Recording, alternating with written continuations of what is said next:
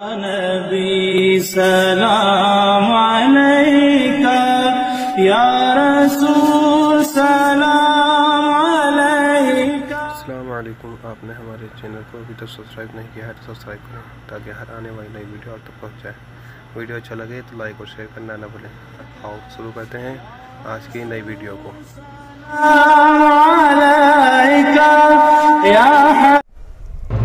ये जो सिलसिला चला है जरा गौर करना। मनुस्मृति में एक बड़ा दिलचस्प वाकया लिखा हुआ है। मुझे नहीं मालूम ये हिंदू भाइयों में ये वाकया कहां से आया है उनकी किताबों के अंदर। मैं ये नहीं कहता हूं आपसे कि वो किताबों पर ईमान लाओ, मैं ये बताता हूं कि उन किताबों के अंदर खुराफातें भी जो बहुत सी हैं उनमें एक खुराफात ये भी भरी हुई है। जरा गौर कीजिए। लिखा है कि 3 लोग एक दरिया का सफर कर रहे थे। जरा गौर करना है, अलग अलग रब को या अलग अलग माबूद को पुकारने का नतीजा क्या निकलता है। हिंदू धर्म भी, उसकी ये इबारत भी आज उसका खंडन कर रही है। जरा गौर करना। 3 लोग दरिया का सफर कर रहे थे। एक हिंदू था, एक ईसाई था, एक मुसलमान था। अब ये मुसलमान का लफ्ज मनुस्मृति में मिसलेनियो करके आया। मुसलेनियो संस्कारा, मुसलमान भी था मुसलमान। अब ये मुसलमान उस दौर में कहां से आया, इसका जवाब हिंदू पंडित देंगे, हम इसके कायल नहीं। हम तो ये बताएंगे तुम्हारी किताब में ये लफ्ज आया है। नाव डूबने लगी, कश्ती डूबने लगी। उसमें जो मुसलमान बैठा था उसने कहा, यह लफ्ज मौजूद है, अस्मल्लाम संकट मोचन। अस्मल्लाम अल्लाह से बना है। आए अल्लाह तू इस मुसीबत से मुझे बचा ले। संस्कृत के शब्द को देखो, मनुस्मृति में शब्द मौजूद है, अस्मल्लाम संकट मोचन। हाय अल्लाह तू मुझे इस मुसीबत से बचा ले। मनुस्मृति का 18वां अध्याय कहता है, मनुस्मृति का 18वां अध्याय कहता है उसको उस मुसीबत से बचा लिया गया, यानी उसने अपने रब को पुकारा, अल्लाह ने उसको बचा लिया। ईसाई ने कहा, अब ये अल्फाज मनुस्मृति में हैं, ओ माई गॉड प्लीज हेल्प मी। अब ये अल्फाज मनुस्मृति में हैं, ओ माई गॉड प्लीज हेल्प मी। पता नहीं मनुस्मृति की इबारत ये कहती है कि सबसे पुराना धर्म हिंदू धर्म है, लेकिन उस जमाने में इंग्लिश थी नहीं। इंग्लिश का लफ्ज आया कहां से, जवाब भी पंडित देंगे। ओ माई गॉड प्लीज हेल्प मी, ओ मेरे रब मुझे बचा ले। ईसाई को भी उसके रब ने बचा लिया। अब रह गया हिंदू। कल मैंने बताया था हिंदू का माना क्या है, वो कैसे मंगवा लीजिएगा। अब वो कहने लगा, हाय ब्रह्मा मुझे बचा ले। कश्ती और नीचे जाने लगी। फौरन बदल गया, कहता है विष्णु मुझे बचा ले, और नीचे जा रहा है। कहता है शंकर मुझे बचा ले, और नीचे डूबने लगा, बिल्कुल मरने के करीब हुआ। कहने लगा हाय राम मुझे बचा ले, और नीचे जाने लगा। और जब सांस आखिरी रह गई, दम घुटने लगी, तो लास्ट में कहने लगा सीता जी मुझे बचा लो। और सीता कहते कहते वो मर गया। अब हिंदू धर्म के अंदर मृत्यु लोक है, पुनर्जन्म। दूसरा, अच्छे काम किए थे उसको दोबारा इंसान का जन्म मिल गया। कहां मिल गया? समंदर के अंदर। अब क्या देखता है, समंदर के अंदर उसकी सारे देवी देवता ये सारे खड़े हुए हैं। ब्रह्मा भी हैं, विष्णु भी हैं, शंकर भी हैं, राम भी हैं, सीता भी, और सब इसको बुला रहे हैं, तुमने अच्छे कर्म किए, इंसान बनाए गए, इधर आओ, राडो, दूर रहो मुझसे, मेरा अकीदा उठ गया तुम्हारे ऊपर से, कोई आस्था नहीं है। इन सारे भगवानों ने कहा क्या बात है, क्यों नाराज हो मुझसे? बोला मुसलमान को उसके रब ने बचा लिया, ईसाई को बचा लिया, तुम्हारे अंदर इतनी ताकत नहीं तो काहे के भगवान बने बैठे हो? ब्रह्मा जी बोले, अकीदा देखिए हिंदू की किताब में, ब्रह्मा जी बोले कि मैं तुझे बचाने के लिए तैयार हो गया था। जब तूने ब्रह्मा कहा तो मैं तुझे बचाने के लिए तैयार हो गया, लेकिन मेरी गलती यह थी कि मैं सो रहा था। जब तूने ब्रह्मा कहा तो मैं उठा। जब तक सो कर उठता हूं, मुंह हाथ धुलता हूं, तब तक तूने ब्रह्मा कहना छोड़ दिया और विष्णु कहना शुरू कर दिया। तो फिर मैंने सोचा जब मेरा नाम ही लेना छोड़ दिया तो मैं फिर लेट गया। विष्णु बोले जब तूने मेरा नाम लिया था तो मैं उठा, मैंने मुंह हाथ धुल लिया, मैं तो दरवाजे की तरफ आगे बढ़ रहा था, तूने शंकर कहना शुरू कर दिया तो मैं भी वापस हो गया। शंकर बोले कि मैंने तो कपड़े भी चेंज कर लिए थे, मैं तो दरवाजा भी खोल चुका था, तब तक तूने राम राम कहना शुरू कर दिया तो मैं भी वापस चला आया। राम बोले मैं तो घर से निकल चुका था, तेरे और मेरे बीच में आधा रास्ता रह गया था, आधा रास्ता मैं तय कर चुका था, तब तक तूने मेरे ऊपर विश्वास छोड़ दिया, आस्था और अकीदा छोड़ दिया, और मेरी पत्नी सीता पर तूने अकीदा रख लिया, और सीता सीधा कहने लगा तो मैं भी छोड़ के चला आया। बोला सीता जी तुम्हें क्या हो गया था, तुम बचा लेते। सीता जी बोली हाय राम मैं नारी तू नर, ये अल्फाज भी मौजूद हैं, मैं नारी तू नर, मैं स्त्री तू पुरुष, मैं औरत तू मर्द, मैं तेरे शरीर को कैसे हाथ लगाती, मैं राम का बताया हुआ मंत्र पढ़ रही थी, मैं बाल कटा रही थी, मैं बाल कटा रही थी, मैं मर्द के लिबास में भेष में आ रही थी, मैं मर्दाना चोला उतार रही थी, जनाना चोला उतार रही थी और मर्दाना पहन रही थी।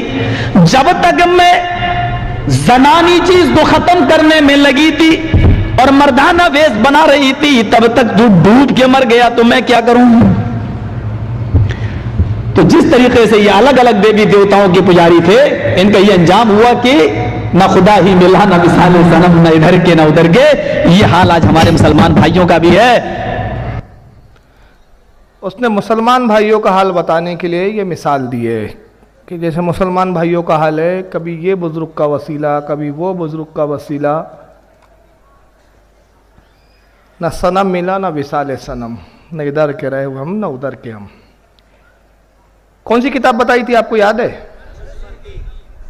अच्छा एक मिनट ज़रा थोड़ी सी मोहलत दें।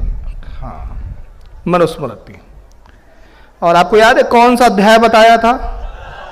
18वें अध्याय में किस्सा लिखा है बोले, ठीक है ना। अब कितने साल से तो मैं ये मनुस्मृति लेके घूम रहा हूँ इसके लिए यार, जहां जा रहा हूं बैग में मनुस्मृति लेके घूम रहा हूं कि मिल जाए तो उसके सामने रखूं, बता कहां है।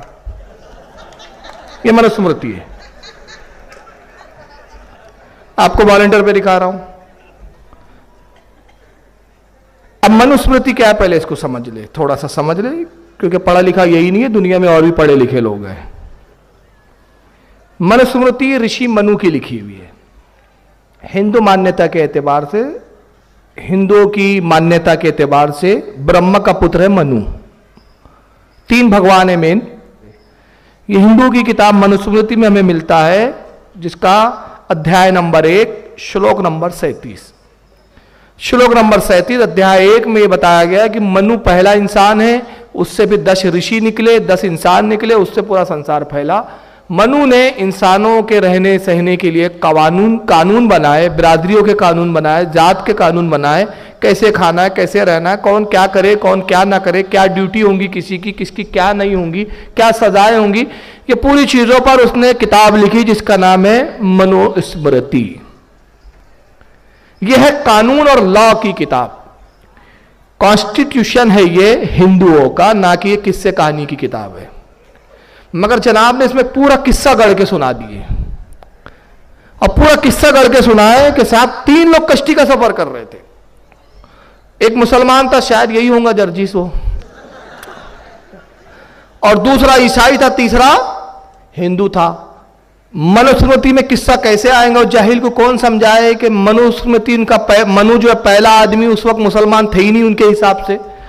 मुसलमान तो रसूलुल्लाह से मानते हैं वो लोग, चलो अगर आदम से भी मान ले तो थोड़ी देर के लिए अब ये भी मान लेते कि चलो आदम, तो ईसाई तो हो ही नहीं सकते, क्योंकि ईसाई जो हजरत ईसा के मानने वालों को कहा जाता है, हजरत ईसा से ईसाई कहलाए। तो अजीब बात है कि ईसाई भी थे उस वक्त, और लिखा किस किताब में है ये? मनुस्मृति में, जो सबसे प्राचीन पहली किताब है इनकी। हिंदुओं के हिसाब से रामायण, गीता, यजुर्वेद, सामवेद, जितने वेद है सब बात के, ये पहला वेद यही है। मगर इसने कहता नहीं ईसाई भी थे। चलो अब तीनों कश्ती का सफर कर रहे थे, कश्ती डूब रही थी, तो मुसलमान ने पुकारा, बोले मनुस्मृति में लफ्ज मौजूद है अस्मल्लाम संकट मोचन। इससे पूछे संकट मोचन का मतलब अल्लाह बचा ले कैसा होता, जरा मुझे समझा, कौन सी संकेत पढ़ा तूने?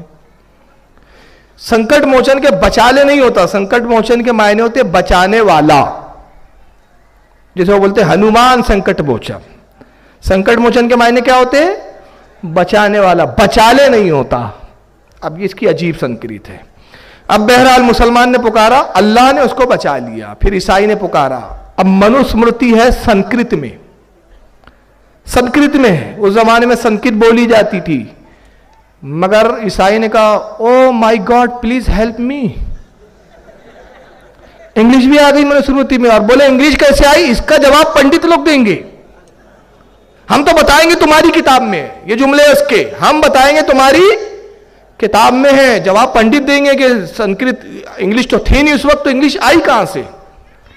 तो अब उसके बाद उसने कहा, तो उसको खुदा ने उसके भी बचा लिया। अब हिंदू ने कहा ब्रह्मा जी बचा लो, आप पूरा किस्सा सुन चुके। लास्ट में ये हुआ कि मर गया, अब मर गया तो दोबारा जन्म मिला, तो सारे भगवानों ने बुलाया। तो महादेव ने कहा मैं तो सो रहा था, जब तक उठता हूं मुंह हाथ धोता हूं तो पता नहीं कौन से नल के पानी से मुंह धो रहे थे वो, ये नहीं बताया, ये मनुस्मृति में हो ही नहीं सकता ना।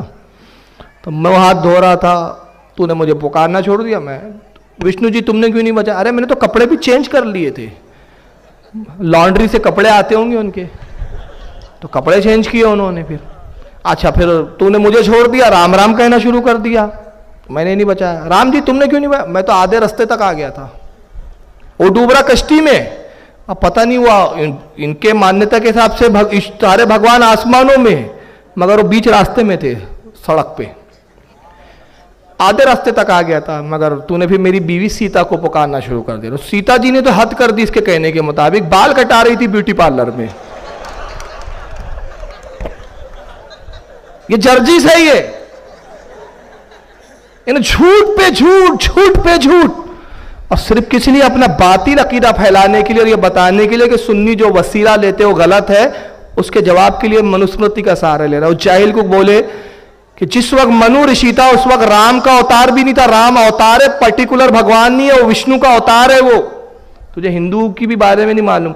अब मैं इस पर ऑब्जेक्शन क्यों ले रहा, सुन लीजिए। जनाब ने अलीगढ़ यूनिवर्सिटी से संस्कृत में एमए किया है, तो मैं इस पर कहता हूं कि पता नहीं कितने रुपये देके संस्कृत में ये एमए से पास हुआ है ये। और अगर ये मेरी तकरीर ज्यादा इस तरह चलती रही ना, तो मुझे डर लगता है कहीं ऐसा ना हो कि वो अलीगढ़ में अगर मेरा प्रोग्राम हो गया किसी दिन, तो अलीगढ़ वाले इसको ढूंढेंगे और 2 चपाटे मारे, कमीने हमारी डिग्री वापस कर, नाम खराब कर रहा है तूने क्या खाक संस्कृत पढ़ा बे हमारे यहां से। अब आइए सबसे मजेदार किस्सा, कौन से अध्याय में है किस्सा? इसमें कुल 12 अध्याय है, 18वां अध्याय है ही नहीं इसके अंदर। अब वही जुमला मैं कई दिनों से कानपुर में भी मैं गया था, इटावा का रहने वाला, इटावा करीब का शहर है इसका, 40 किलोमीटर है इटावा वहां से। तो मेरा इनको चैलेंज है कि मनुस्मृति में किस्सा कहां है वो दिखा दे। अब मैंने आपको इब्तिदा में एक हदीस सुनाई थी बुखारी शरीफ की, आपको याद है बुखारी की वो हदीस कि मुनाफिक की कितनी निशानियां हैं? पहली निशानी, हाँ ये याद रखिए आप, मतलब बास का मकसद क्या होता है कि जो हदीसें बयान की जाती, भले अगर आपको सफ़े नंबर याद ना रहे, कम से कम ये तो याद रहे कि बुखारी में और हदीस है। तो पहली निशानी मुनाफिक की, बात करेगा तो झूठ बोलेगा, दूसरी वादा खिलाफी करेगा, और तीसरी, अब मैं फतवा नहीं दे रहा हूं, फतवा कौन दे गए? इसने झूठ बोला कि नहीं बोला? और अगर नहीं बोला तो मैं तो 2 साल से इसको चैलेंज कर रहा हूं कि मनुस्मृति में मुझे किस्सा दिखाए। आपने हमारे चैनल को अभी तक सब्सक्राइब नहीं किया है तो सब्सक्राइब करें, ताकि हर आने वाली नई वीडियो आप तक पहुंच जाए, और लाइक और शेयर करना ना भूलें।